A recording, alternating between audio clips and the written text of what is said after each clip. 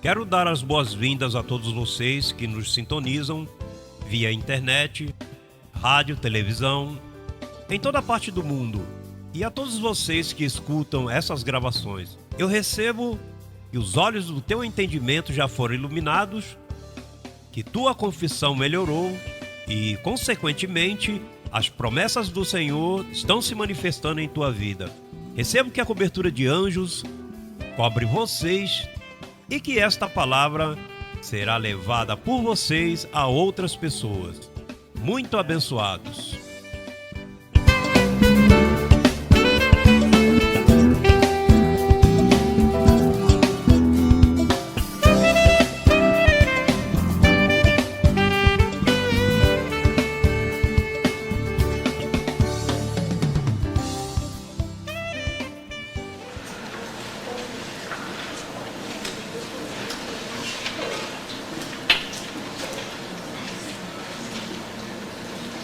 El tema del mensaje es viviendo en el siglo venidero. Nosotros hemos leído en Gálatas 1:4, no tiene que buscarlo a nivel de referencia. Hemos leído que Él nos libró, no que nos va a librar, nos libró del presente siglo malo. ¿Verdad que sí? La Biblia dice eso. Y entonces, a modo de información, hace 1998 años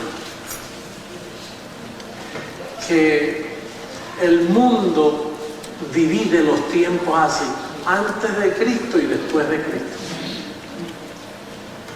Así que están las fechas, ¿verdad que sí? Después de Cristo van ¿cuánto? 1998 años. Pero antes de Cristo hubieron miles de años.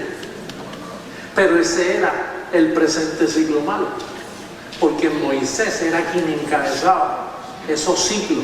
Por eso el salmista decía, por los siglos de los siglos, porque pasaron siglos y siglos y siglos, pero ese era el presente siglo malo. Número uno, porque el diablo estaba en pie, Satanás estaba vigente. Número dos, la ley estaba vigente acusando ministerio de muerte. La ley. El pecado estaba presente. Entonces vino día grande de Jehová, así dicen los profetas, el día grande de Jehová se avecina. ¿Y cuál era el día grande de Jehová? Que cuando Dios se encarnó, fue a la cruz, resucitó de los muertos, destruyó al diablo, le dio fin a la ley y quitó el pecado del medio.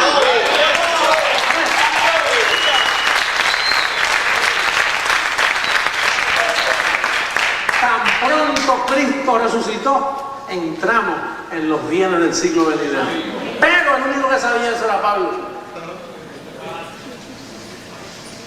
El único que sabía eso era Pablo.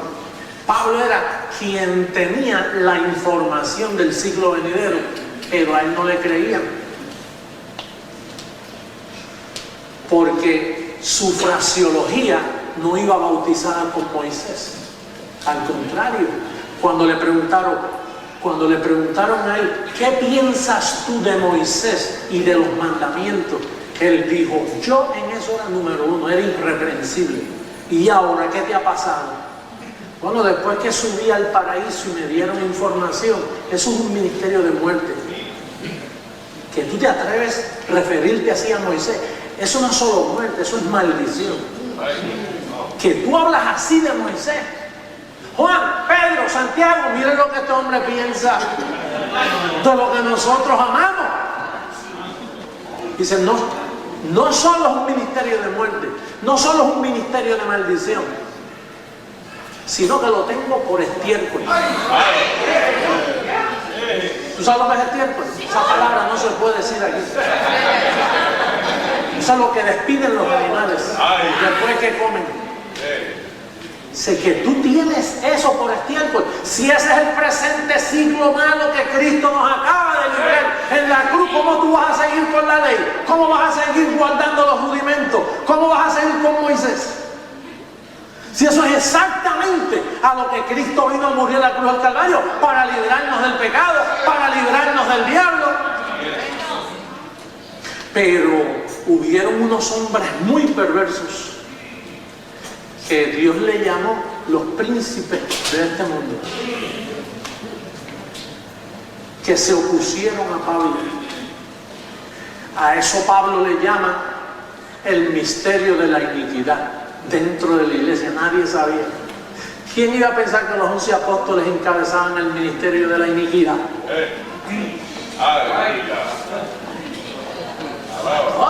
Pues esos son los héroes del sistema religioso de hoy. Por eso es que ese sistema religioso vive todavía en el presente siglo humano. Nosotros, en este ministerio Creciendo en Gracia, lo que Dios nos vino fue a informarnos que hace 1998 años se le dio comienzo a un siglo que Pablo lo llamó los bienes del siglo venidero. Pero ese siglo venidero, los bienes, tiene una fraseología. Ahí tú no puedes hablar como te da la gana. Ahí tú tienes que decir bendecido, Dios te bendiga. Eso hay que desaparecerlo. Ahí se necesita una fraseología. Por eso fue que se te dio la mente de Cristo. ¿Para qué? Para que hables conforme a la mente de Cristo. Así es. La mente de Cristo no habla como Moisés. La mente de Cristo se le dio a un apóstol. Pero el problema es que ese apóstol era un príncipe de ese siglo también. Y no era para él. No era para él porque él era el otro príncipe. Lo único que él era uno de esos príncipes con la revelación correcta. Y entonces Dios le dijo, escríbela. Y después te voy a desaparecer de la tierra.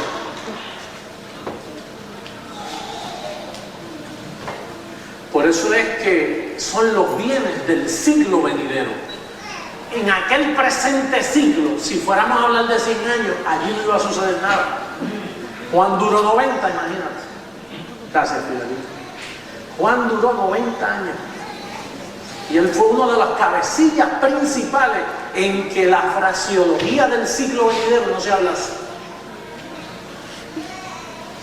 Entonces, nosotros fuimos librados de ese ciclo y entonces se nos mandó al ciclo venidero. Oye este detalle, en los bienes del ciclo venidero tú le sirves a Dios con la mente, no con el cuerpo, no con el vientre.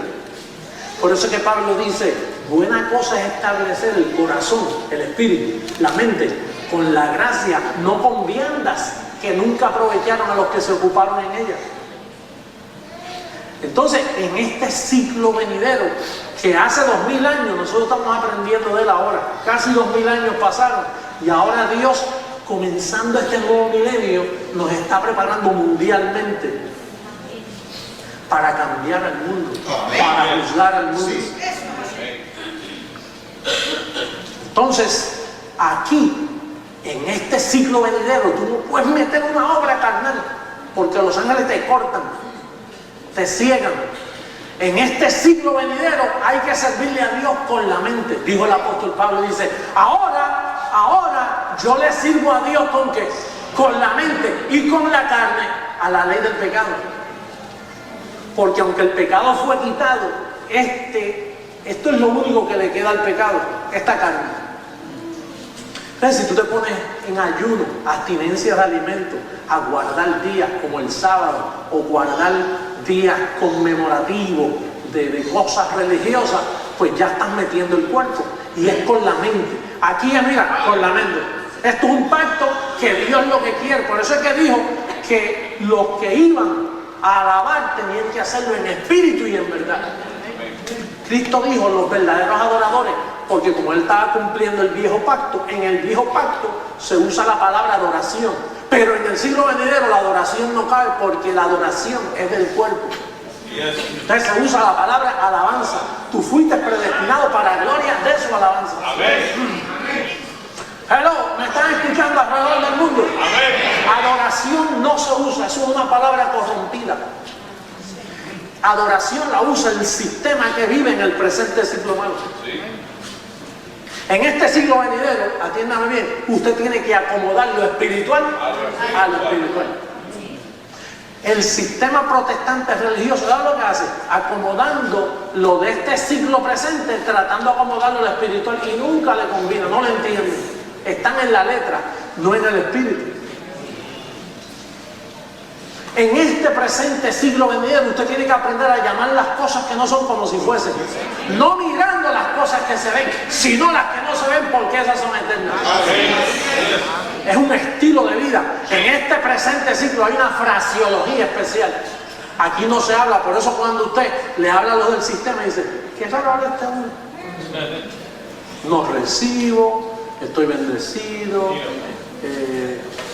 una mentirita temporera cuando se enferma o cuando hay una necesidad económica, es una leve tribulación. ¿Y qué raro habla? Porque Pablo nos enseñó a hablar así. El sistema del sistema, ¿cómo está, chico? El diablo, hay una guerra encima tremenda, el diablo. Y todo lo que confiesan es negativo, tienen una fraseología corrompida, no digna de la mente de Cristo. Así que aquí en este presente ciclo se habla la sabiduría predestinada. Vamos a buscar a 1 Corintios capítulo 2. Primera carta a los Corintios capítulo 2.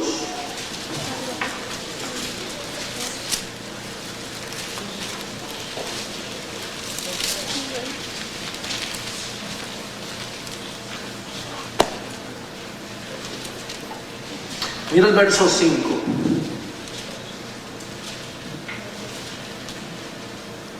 Para que vuestra fe no esté fundada en la sabiduría. ¿Cuál es la sabiduría de los hombres? El presente ciclo malo donde nos libraron.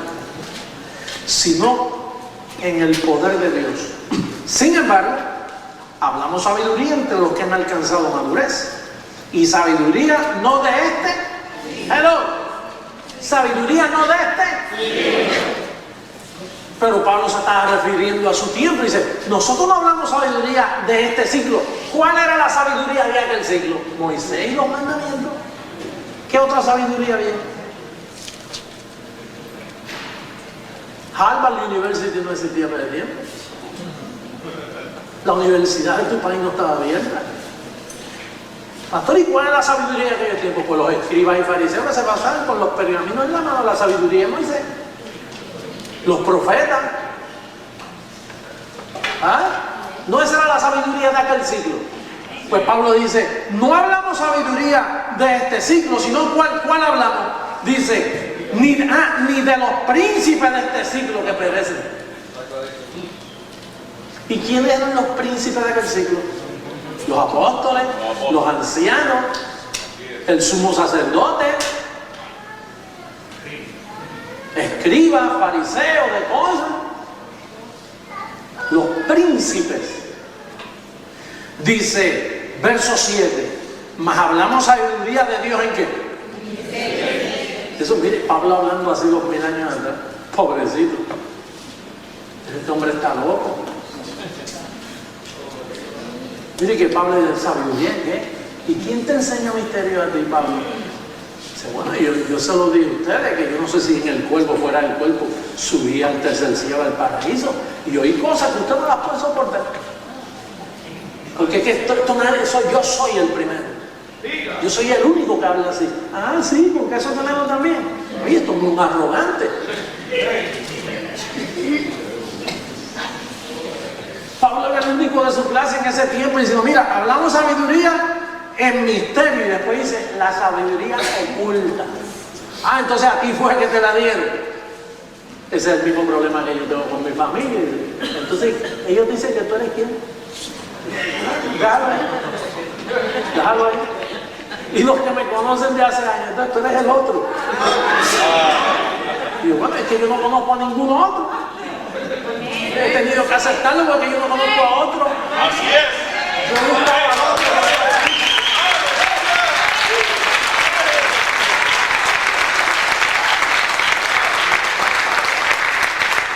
Pablo estaba en el mismo conflicto, o sea, Pablo decía, mire, yo lo que hablo es sabiduría oculta. Entonces tú crees en el ocultismo, Pablo. Este es el verdadero ocultismo. La sabiduría, algo oculto que nadie lo conoce. Y tú lo conoces. Yo sí. Entonces nosotros no, Juan y Pedro, que somos las autoridades aquí en Jerusalén, que andamos con Jesús 33 años, entonces tú sí. Bueno, cada uno piense de sí con cordura, conforme a la medida de fe que Dios le da a cada uno. No piense más de sí, pero ¿qué tú quieres que yo haga, Pedrito? Pedro, Juan, San Jacobo, Santiago. Nosotros hablamos sabiduría en misterio, no la sabiduría que ustedes conocen. Fíjate que Cristo en los días de su carne no habló esta sabiduría. Al contrario, les dijo, tengo muchas cosas que deciros, pero ustedes no la van a poder soportar. Todos están preparados porque ustedes aman la sabiduría de la tierra. Y lo que yo traigo para acá es ocultismo. Lo que yo voy a revelar son misterios escondidos. Esta es la primera vez que esto se destapa, ¿sí? Es un destapón de olla. Entonces cuando usted destapa la olla y mira para adentro, lo que va a ver ahí en la olla no es muerte, es sabiduría predestinada. Así es. Por ahí hay muerte en la olla, pero aquí no es muerte en la olla, aquí es vida en abundancia. Río de agua viva.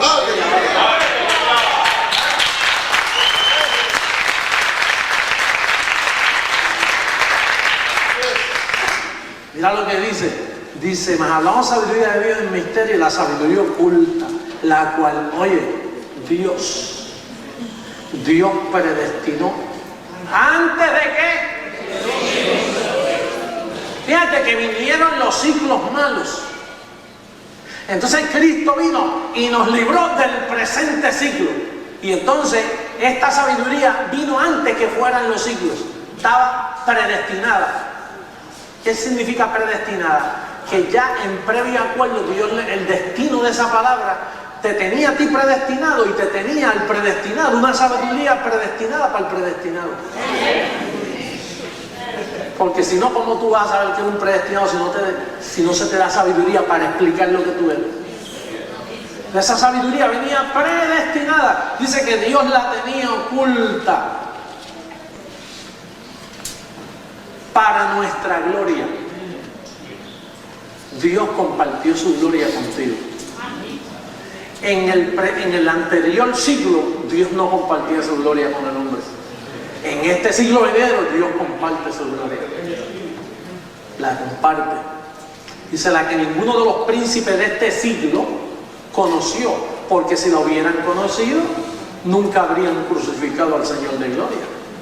Antes bien, como está escrito, cosas que ojo no vio, ni oído oyó, ni ha subido en corazón de hombre, son las que Dios ha preparado para los que le aman. Pero Dios nos las reveló a nosotros por el Evangelio. ¿Por el qué? Por el Espíritu. ¿Y cómo el Espíritu te lo revela? Leyendo. Entonces, si es leyendo, el Espíritu aquí es tipo, Dios nos las reveló a nosotros por el Evangelio que se le reveló a Pablo.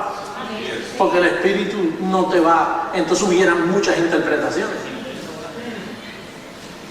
Dice, Dios nos las reveló a nosotros por el Espíritu. El Espíritu aquí es el Evangelio. El Evangelio que se le dio a Pablo. El Evangelio del siglo venidero. El de los gentiles. No el de los judíos. El que se le reveló a Pablo, que Pablo cuando supo que esto era así, dijo, honro mi ministerio, me cobijo por los gentiles, que ahí es que está la bendición. Él supo que Dios endureció el corazón de los judíos. Entonces dice aquí, porque el Espíritu todo lo escudriña, el Evangelio todo lo escudriña. ¿Te recuerdas que el Evangelio escudriña los corazones, los secretos de los hombres? Con eso es que Dios te disciplina con el Evangelio. Dice, el Espíritu todo lo escudriña, aún lo profundo de Dios.